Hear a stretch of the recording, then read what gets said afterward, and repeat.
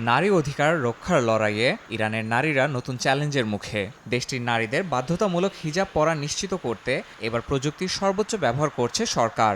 Drone, camera ও বিশেষ অ্যাপের মাধ্যমে চালানো হচ্ছে নজরদারি। রয়েছে কঠোর শাস্তির বিধান।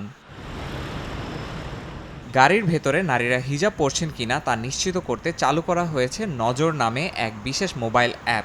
এই অ্যাপের মাধ্যমে নারীদের হিজাব পরার বিষয়ে যে কেউ পুলিশের কাছে অভিযোগ করতে পারবে। এতে সংশ্লিষ্ট যানবাহনের মালিককে সতর্কবার্তা পাঠানো হবে।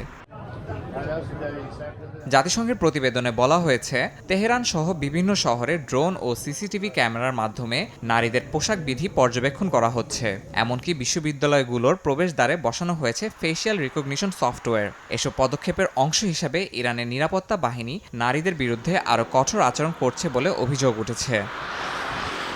২০২২ সালে মাহসা আমিনীর মৃত্যুর পর দেশ জুড়ে শুরু হয় আন্দোলন। এরপরও নারীদের উপর কঠোর বিধিনিষেধ আরও জোরদার করা হয়েছে। এই পরিস্থিতিতে দেশটির মানবাধিকার পরিস্থিতি নিয়ে আন্তর্জাতিক উদ্বেগ আরও বেড়েছে।